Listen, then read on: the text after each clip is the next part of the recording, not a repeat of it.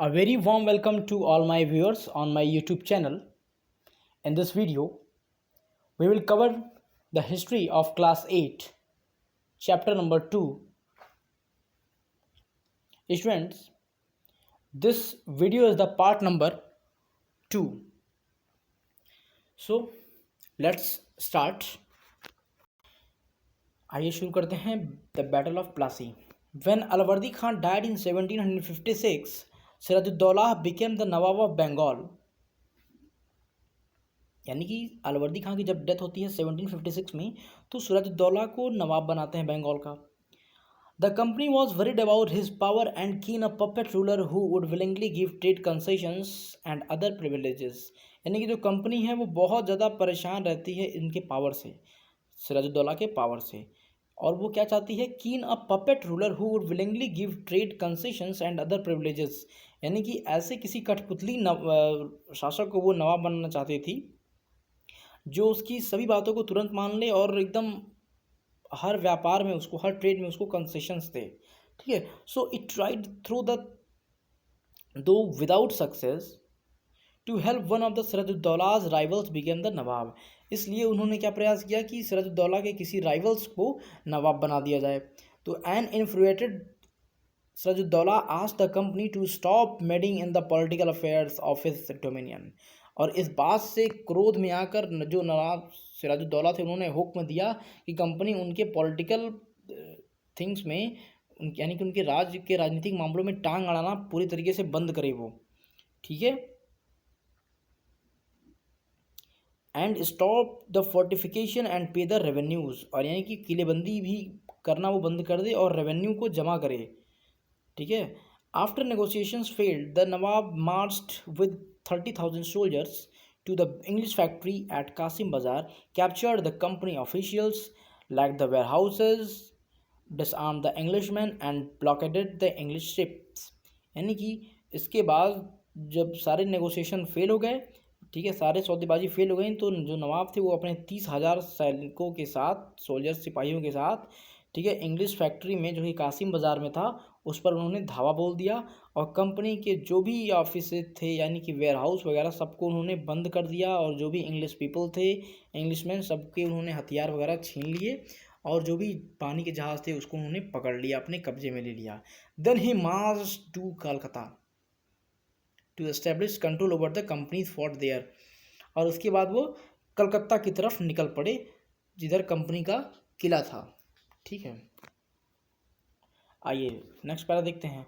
On hearing the news of the fall of Calcutta, company officials in Madras sent forces under the command of the Robert Clive, reinforced by naval fleet. यानी कि जब ये खबर उन्होंने सुना कि कलकत्ता उनके हाथ से निकल गई है तो मद्रास में तैनात जो भी कंपनी के अफसर थे उन्होंने रॉबर्ट क्लाइव के नेतृत्व में सेनाओं को रवाना कर दिया. ठीक है. और इन सभी लोगों को किससे मदद मिल रही थी? इन सभी लोगों को इस सेना के नौसैनिक बेड़े से मदद मिल रही थी. अच्छा देखिए इसके बाद क्या होता है. ठीक है. Prolonged negotiations with the nawab followed. Finally in 1757 Robert Clive lead the company the army against Sirajuddaulah at Plassey. यानी कि बहुत लंबे समय तक सौदेबाजी चली नवाब सिराजुद्दौला और रॉबर्ट क्लाइव के बीच में, लेकिन जब किसी भी बात का हल नहीं निकला तो फाइनली 1757 में रॉबर्ट क्लाइव ने अपनी कंपनी को, अपने आर्मी को आदेश दिया ताकि सिराजुद्दौला और कंपनी के सोल्जर आमने सामने थे. ठीक है. उसके खिलाफ उन्होंने नेतृत्व किया. फिर देखिए क्या होता है आगे. One of the main reasons of the defeat of the nawab was the forces lead by the Mir Jafar, one of the Sirajuddaulah's commanders. ठीक है. यानी कि नवाब सिराजुद्दौला के हार का सबसे बड़ा कारण क्या था कि जो उनके सेनापति थे, ठीक है, मीर जाफर जो उनके सेनापति थे वो क्या थे, वो कभी उन्होंने लड़ाइयाँ नहीं लड़ी थी, जिसके कारण क्या हुआ, उनके पास कोई बहुत ज़्यादा अनुभव नहीं था और अंग्रेज़ों ने क्या किया, उनके साथ उनको खरीद लिया एक तरीके से कहें तो. ठीक है. Mir Jafar, one of the Sirajuddaulah's commander, never fought the battle. Clive had manage to secure his support by promising to make him nawab after crushing Sirajuddaulah. और रॉबर्ट क्लाइव ने सिराजुद्दौला को क्या कह दिया, रॉबर्ट क्लाइव ने सिराजुद्दौला को हराने के लिए मीर जाफ़र को नवाब बनने का लालच दे दिया और मीर जाफ़र उसके लालच में आ गए. ठीक है। The battle of Plassey became famous because it was the first major victory the company won in India. और ये जो लड़ाई थी, ये लड़ाई बैटल ऑफ प्लासी अंग्रेज़ों ने जीत ली, और ये एक तरीके से कहें कि अंग्रेजी शासन का एक तरीके से नींव पड़ गया भारत में इस लड़ाई के बाद, कि वो अब जीत गए। ये सबसे बड़ी उनकी जीत थी। ठीक है। और भी इसके बारे में और डीप से स्टडी करने पे ये मालूम चलता है, मैं आपको बताऊं कि नवाब सिराजुद्दौला एक बारी ऐसा हुआ कि एक छोटे से कमरे में अंग्रेज़ों लगभग 300 से 400 सैनिकों को, अंग्रेज़ी सैनिकों को बंद कर दिया था एक छोटे से कमरे में, जिसके कारण बहुत सारे अंग्रेज़ मर गए थे। तो सिराजुद्दौला का काफ़ी ज़्यादा ख्याति रहा है बंगाल में। ठीक है। अच्छा, आइए देखते हैं क्या लिखा है।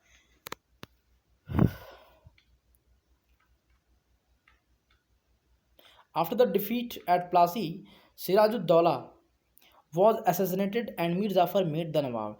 यानी कि बैटल ऑफ प्लासी हारने के बाद सिराजुद्दौला की हत्या कर दी जाती है, मार दिया जाता है, और मीर जाफ़र को नवाब बनाया जाता है बंगाल का। The company was still unwilling to take over the responsibility of administration. Its prime objective was to expansion of trade, and this could be done without conquest through the help of local rulers who made willing to grant privileges, then territories need not to be taken over directly। यानी कि सिराजुद्दौला के मरने के बाद मीर जाफ़र को क्या बनाते हैं, नवाब बना देते हैं। लेकिन कंपनी जो थी वो अभी भी शासन की जिम्मेदारी संभालने के लिए तैयार नहीं थी। क्यों? क्योंकि उसका मेन एम क्या था, अपने व्यापार को फैलाना। ठीक है। इसलिए उसने क्या किया, जो उनके लोकल रूलर्स थे उनको क्या किया, उनको ये कहा कि उनकी शासकों की मदद से बिना लड़ाई लड़े ही उन्होंने क्या किया, अपने व्यापार को फैलाना स्टार्ट कर दिया। ठीक है। और किसी राज्य को अपने सीधे कब्जे में लेने की उनको ज़रूरत नहीं पड़ी थी। सेकेंड पैरा देखिए। Soon the company discovered that this was rather difficult. लेकिन जल्दी ही कंपनी को ये एहसास होने लगा कि ये रास्ता भी आसान नहीं था, क्योंकि भाई उन्होंने सोचा भाई अब तो भाई चलो हमारा, अब हमें लड़ाई तो लड़नी नहीं है, क्योंकि जो गद्दी पे जो नवाब बैठा है वो हमारा ही आदमी है। लेकिन धीरे धीरे उनको ये एहसास होने लगा कि ये काम भी आसान नहीं है, क्योंकि नवाब तो ठहरे नवाब, उनको ये भी दिखाना है ना अपने जनता के बीच में कि भाई हाँ, हम किसी की बात नहीं मानते हैं, चाहे अंग्रेज हो चाहे कोई भी हो। तो अब देखिए क्या होगा। Soon the company discovered that this was rather difficult, for even the puppet nawabs were not always as helpful as the company wanted them to be. After all, they had to maintain a basic appearance of dignity and sovereignty if they wanted respect from their subjects। ठीक है। जैसा कि मैंने बता दिया, अपनी प्रजा की भी नज़र में उनको सम्मान और डिग्निटी को बना करके रखना था। आइए नेक्स्ट पैरा देखते हैं। Then what could do the company do. तो कंपनी क्या करती है ऐसे में। फिर मीर जाफ़र प्रोटेस्टेड। जब मीर जाफ़र ने भी प्रोटेस्ट करना स्टार्ट कर दिया, विरोध करना शुरू कर दिया, the company deposed him and installed Mir Qasim in his place. यानी कि तब क्या किया कंपनी ने, मीर जाफ़र को भी उसके पोस्ट से, उसके पद से हटा दिया, और उसकी जगह एक नए आदमी को, कौन, मीर कासिम को बनाया नवाब। व्हेन मीर कासिम कंप्लेंड, और जब मीर कासिम ने भी कंप्लेन करना शुरू कर दिया, ठीक है, जब मीर कासिम ने भी विरोध कर दिया, तो क्या हुआ, फिर मीर कासिम और अंग्रेजों के बीच में लड़ाई हो रही है। कहाँ, कब लड़ाई हो रही है कि he turns were defeated in the battle fought at Buxar 1764। और ये दूसरी लड़ाई थी जब अंग्रेजों और ये नवाब के बीच में लड़ाई हो रही है। बक्सर का युद्ध है जिसको कहते हैं 1764 में हुआ। ठीक है। और इसमें मीर कासिम हार गए, और मीर कासिम का हारने के बाद मीर जाफ़र को दोबारा गद्दी पे बैठा दिया जाता है। ठीक है। Mir Jafar was reinstalled. The nawab had to pay 5 lakh rupees every month, but the company wanted more money to finance its wars and meet the demands of trade and its other expenses। यानी कि जो नवाब थे नवाब को 5 लाख रुपए पर मंथ उनको पे करना था कंपनी को। ठीक है। वो तो दे रहे थे मान लो, लेकिन इसके अलावा कंपनी को और पैसे चाहिए हुए थे। इसलिए अच्छा, किस लिए पैसा चाहते थे वो, ताकि वो अपने उनकी जो भी फिनांस वर्क हैं या फिर वॉर लड़ाई वाली जो भी चीज़ें हैं, या उनकी जो डिमांड है ट्रेड में, या फिर उनके जो खर्चे हैं वो सब चल सकें। तो it wanted more territories and more revenues, इस वजह से वो और ज़्यादा टेरिटरी और रेवेन्यू को चाह रहे थे. By the time Mir Jafar died in 1765 the mood of company had changed, having failed to work with the puppet nawabs.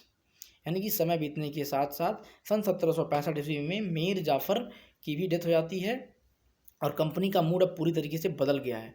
क्या करने के लिए? Having failed to work with the puppet nawabs, Clive declared we must indeed become the nawab ourselves. यानी कि जो Robert Clive थे उन्होंने अब ये डिटरमाइंड किया कि अब जो है जो कठपुतली नवाब है उनके साथ अपने खराब अनुभवों को देखते हुए मैं ये कहता हूँ कि अब हमको ही खुद नवाब बनना पड़ेगा. ठीक है, आगे देखिए, आइए नेक्स्ट पैरा देखते हैं. Finally, in 1765, the Mughal emperor appointed the company as a diwan of provinces of Bengal. यानी कि 1765 में जो मुगल एम्पायर थे वो कंपनी को ही बंगाल प्रांत का दीवान नियुक्त कर दिए. अब क्या होता है, एक तरीके से समझिए उनको तिजोरी की चाबी मिल गया. ठीक है, अब चाबी मिल गई तब क्या, the Diwani allowed the company to use is vast revenue resources of Bengal. यानी कि बंगाल के बहुत बड़े रेवेन्यू को कंपनी जैसे मर्जी तैसे अब इस्तेमाल करे. मुगल एम्पायर ने क्या किया, उनको दे दिया चाबी ही पूरा. This solved the major problem that company had earlier faced. From the early 18th century, its trade with India had expanded, but it had to buy most of the goods in India with gold and silver imported from Britain. यानी कि 18th century के starting से ही India के साथ उसका trading वगैरह जो था वो बढ़ता चला जा रहा था. ठीक है, अब क्या था, उसको इंडिया में बहुत ज़्यादातर चीज़ें जो भी थी वो ब्रिटेन से लाए गए. जो भी गोल्ड या सिल्वर हुआ करते थे उसके बदले में ही क्या करते थे, अपने गोल्ड सिल्वर जो ब्रिटेन से लाते थे वो इंडिया वालों को देते थे और बदले में उनसे सामान लेते थे. ठीक है, आइए देखिए, this was because at this time Britain had no goods to sell in India. The outflow of gold from Britain slowed after the battle of Plassey. ठीक, the outflow gold from Britain slowed after the battle of Plassey and entirely stopped after the assumption of दीवानी. यानी कि जब उनको भैया मैंने जैसा कि बताया, जब उनको बंगाल की दीवानी मिल गई तो क्या था, उनके पास एक तरीके से चाबी आ गई. ठीक है, अब उनके पास किसी चीज़ की कोई कमी नहीं थी. ठीक है, तो प्लासी की जंग के बाद ब्रिटेन से सोने की जो खेप आती थी यहाँ पर, ठीक है, वो कम होने लगी और बंगाल का दीवानी मिलने के बाद ब्रिटेन से सोना लाने की ज़रूरत ही नहीं पड़ती थी. अब क्या हो रहा है भाई, यानी कि जो भी उनके खर्चे हैं वो यहीं बंगाल से ही पूरा कर लेते थे वो. ठीक है, now revenues from India could finance company expenses. These revenues could be use to purchase cotton and silk textiles in India, maintain company troops and meet the cost of buildings the company fort and offices at Calcutta. यानी कि इस कमाई से company Bharat में सूती और रेशमी कपड़ा खरीद सकती थी और अपनी फ़ौज को संभाल सकती थी और कलकत्ते में और किले और दफ्तरों का निर्माण भी आराम से वो करा सकती थी. ठीक है, आइए नेक्स्ट सेक्शन हम देखते हैं. Company officials become nawabs. What did it mean to be the nawabs? It means of course that the company acquire more power and authority. यानी कि इसका मतलब ये था कि कंपनी के पास अब क्या था, सत्ता और ताकत दोनों था. ठीक है, but it was a meant something else. Each company servant began to have vision of living like nawabs. और कंपनी के जो भी कर्मचारी थे वो नवाब की तरह जीने और जीने की का ख्वाब एक तरीके से लगे देखने. यानी कि सब लोग अपने आप को अब नवाब समझने लगे. ठीक है, आइए, after the battle of Plassey the actual Nawabs of the Bengal were forced to give land and vast sums of money as in personal gifts to company officials. यानी कि बैटल ऑफ प्लासी के बाद जो भी नवाब थे, ठीक है, उनको इस बात के लिए फोर्स कर दिया गया, बाध्य कर दिया गया कि वो कंपनी के जो भी ऑफिसर्स हैं उनको निजी तोहफे के तौर पर यानी पर्सनली उनको गिफ्ट दें. अब गिफ्ट के तौर पे क्या दें, बहुत सारा लैंड दें, बहुत सारा उनको पैसा दें. ठीक है, अब देखिए आगे क्या लिखा है. Robert Clive himself amassed a fortune in India. और जो रॉबर्ट क्लाइव थे वो भारत में बेहिसाब दौलत अपनी जमा कर लिए थे. ठीक है। And he had come to the Madras from England in 1743 at the age of 18 year old. when he was in when in 1767 he left India. His Indian fortune was worth, आप देख सकते हैं कितना पाउंड है, 401,102 pound, 401,102 pound. Interestingly, when he was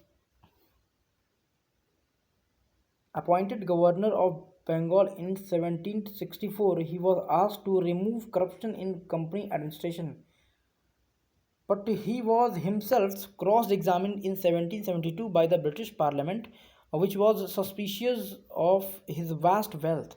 Although he was acquitted, he committed suicide in 1774.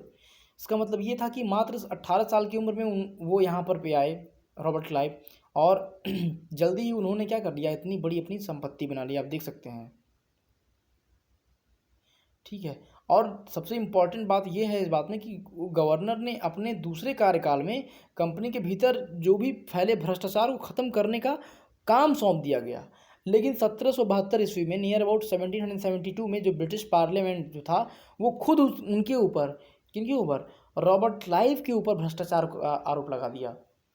यानी कि Robert Clive पहले तो अपने कंपनी के अंदर फैले हुए करप्शन को ख़त्म करना चाहते थे, लेकिन जब उन्होंने ये देखा कि कंपनी ब्रिटिश पार्लियामेंट ने उनके ऊपर ही केस लाद दिया है कि भाई तुम ही करप्ट हो, ठीक है, तो अब क्या हुआ, उस पर बहुत सारे केसेस चले, बहुत ज़्यादा उनको अपने आरोपों पर सफाई वगैरह देनी पड़ी। ठीक है। और फिर क्या हुआ, फिर हालांकि किसी भी तरीके से वो अपने जो भी उनके ऊपर जो केसेस या फिर जो भी चार्जेस लगे थे वो उनसे पूरी तरीके से बरी हो गए। ठीक है। लेकिन 1774 में क्या लिखा है कि ही कमिटेड सुसाइड, वो आत्महत्या कर लेते हैं अपनी। ठीक है। आइए देखते हैं next para. However, not all company officials succeeded in making money like Clive. बहुत सारे लोगों ने, ठीक है, कंपनी के बहुत सारे जो भी अफसर थे वो रॉबर्ट क्लाइव की तरह दौलत इकट्ठा नहीं कर पाए थे। अच्छा, क्यों भाई? क्योंकि many died in early death in India due to the disease and war, and it would not be the right to regard all of them as corrupt and dishonest. यानी कि उसमें से बहुत सारे लोग थे वो इंडिया में किसी बीमारी से मर गए या लड़ाई करते करते मर गए। ठीक है। तो ये सब बात थी उसमें, और ये भी नहीं था कि इनके अलावा सभी को भ्रष्ट और बेईमान मानना भी सही नहीं था। ठीक है। अच्छा, क्यों? रीज़न ये था क्योंकि many of them came from humble backgrounds, क्योंकि बहुत सारे ऐसे ऑफिसर्स थे जो बहुत साधारण, बहुत अच्छे परिवार से आते थे। And their uppermost desire was to earn enough in India, और उनका प्राइमरी मोटिव और उनका सबसे अच्छा डिज़ायर यही था, उनके अकॉर्डिंग अच्छा डिज़ायर ये था कि मुझे इंडिया से ज़्यादा पैसे बनाने हैं, and return to Britain and lead a comfortable life, और ब्रिटेन वापस चले जाना है और वहाँ पे क्या करना है, बहुत आराम से ज़िंदगी हमें बसर करना है। ठीक है। आगे देखिए, those who manage to return with wealth led flashy lives and flaunted their riches, they were called nabobs, and anglicized version of the Indian word nawab. They were often seen as upstarts and social climbers in British society and were ridiculed or made fun of in plays and cartoons.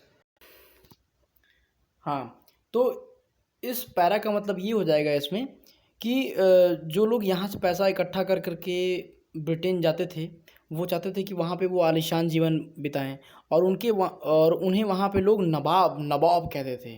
तो क्या था, ये जो नवाब word था वो भारतीय शब्द नवाब का एक अंग्रेज़ी संस्करण हुआ करता था, एंग्लिसाइज्ड वर्जन था, एंग्लिसाइज्ड। ठीक है। और उन्हें लोग अक्सर नए अमीर और सामाजिक हैसियत में रातों रात ऊपर आने वाले लोगों के रूप में देखा करते थे कि मतलब हाँ भाई ये एक बैग कितने अमीर हो गए हैं, इस टाइप का। और जो वहाँ पे जो भी प्ले या ड्रामा या नाटक हुआ करता था उसमें उनके कार्टूनों का मजाक भी उड़ाया जाता था। ठीक है। ऐसा चीज़ें हुआ करती थी उसमें। आइए अब हम अगला सेक्शन देखते हैं, कंपनी रूल एक्सपेंड्स, यानी कि कंपनी का फैलता हुआ जो शासन है वो कैसे फैला। तो if we analyze the process of annexation of Indian states by the East India Company from 1757 to 1857, certain key aspects emerge. यानी कि यदि हम 1757 से 1857 के बीच ईस्ट इंडिया कंपनी के द्वारा भारतीय राज्यों पर कब्जा करने की प्रक्रिया को देखें तो कुछ इंपॉर्टेंट बातें हमारे सामने आती हैं. क्या हैं? The country rarely launched a direct military attack on an unknown territory. यानी कि क्या था कि जो कंपनी थी, ठीक है, वो कभी भी किसी अनजान इलाके में सीधे सैनिक हमला कभी नहीं किया. ठीक है, आप ये देखिए, उन्होंने कभी डायरेक्ट अटैक नहीं किया. Instead it used a variety of political, economic and diplomatic methods to extend is influence before annexing an Indian kingdom. और किसी भी टेरिटरी को जीतने से पहले, उनके ऊपर हमला करने से पहले वो विभिन्न राजनीतिक, आर्थिक और कूटनीतिक साधनों का ही इस्तेमाल करते थे. पहले वो ये नहीं कि तुरंत चलो अभी वहाँ पे मार काट मचा दो, ऐसा नहीं. पहले वहाँ पे वो पूरी तरीके से डिप्लोमेसी की तरीके से जाते थे. ठीक है, आइए नेक्स्ट पैरा देखते हैं. After the battle of Buxar 1764 the company appointed residents in Indian states. यानी कि बक्सर की लड़ाई के बाद, यानी कि 1764 में जब बक्सर की लड़ाई हो जाती है तो उसके बाद कंपनी का मतलब यहाँ पे ब्रिटिश ईस्ट इंडिया कंपनी ने जो इंडियन स्टेट्स थे, ठीक है, वहाँ पे रेजिडेंट तैनात कर दिए उन्होंने. अब क्या है कि दे वर पॉलिटिकल और commercial agents and their job was to serve and further the interests of the company. और उनका क्या काम था? उनका कंपनी के राजनीतिक और व्यावसायिक वो क्या थे, एक तरीके से प्रतिनिधि हुआ करते थे, उनके रिप्रेजेंटेटिव थे एक तरीके से. ठीक है, और उनका काम कंपनी के हितों की रक्षा करना था और कंपनी को आगे बढ़ाना था ताकि कंपनी को ज़्यादा से ज़्यादा प्रॉफिट हो सके. The company officials began interfering in the internal affairs of Indian states. और कंपनी ने क्या करना स्टार्ट कर दिया? जो भी वहाँ पे रूलर्स थे उनके अंदर, उनके ऑफिशियल्स में, ठीक है, उन्होंने उनके इंटरनल अफेयर्स में उन्होंने व्यवधान डालना शुरू कर दिया जो भी इंडियन स्टेट्स में हुआ करते थे. They try to decide who was to be the successor to the throne and who was to be the appointed at the administrative posts. यानी कि कंपनी ने इस बात पे भी अपना नियंत्रण बनाने की कोशिश की कि अगला राजा कौन होगा और किस पद पर किसको बैठाया जाएगा. तो ये सब चीज़ें जो थी वो कंपनी के अफसर ही तय करना चाहते थे, इस टाइप की चीज़ें. ठीक है, and sometimes the company force the state to the subsidiary alliances. यानी कि कभी कभी क्या था इसमें, कई बार कंपनी ने स्टेट्स पे सब्सिडरी अलायंस यानी कि सहायक संधि भी थोप दी. सब्सिडरी अलायंस, ठीक है. अच्छा, ये सब्सिडरी अलायंस क्या था भाई? सहायक आपकी संधि क्या थी ये?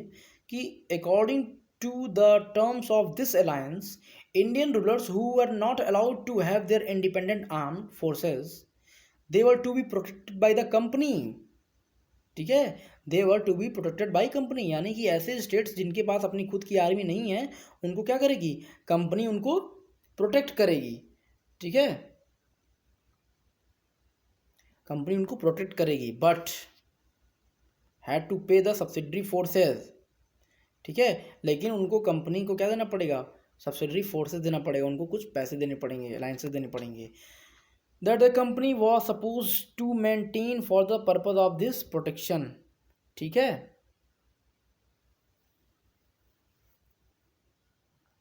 और क्या था? That the company was supposed to maintain for the purpose of this protection. और कंपनी उनके हितों की रक्षा भी करती थी. ठीक है.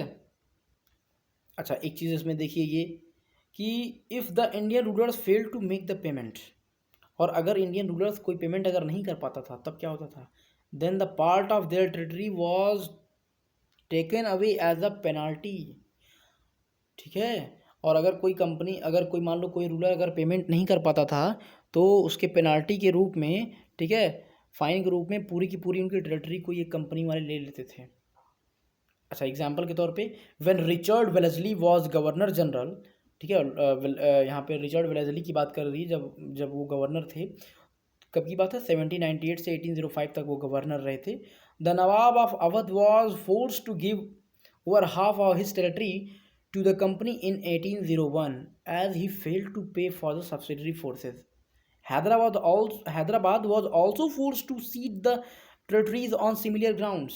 यानी कि उन्होंने क्या किया, उस समय अवध के नवाब को नियर अबाउट 1801 में अपना आधा इलाका कंपनी को सौंपने के लिए मजबूर कर दिया, क्योंकि जो नवाब थे उन्होंने क्या किया, सब्सिडरी फोर्सेस के लिए पैसा नहीं दिया था, वो चूक गए थे इस चीज़ में। ठीक है, और भी देख सकते हैं कि इसी आधार पे हैदराबाद के अलावा हैदराबाद के भी कई सारे इलाके ये छीन लिए थे इन लोगों ने।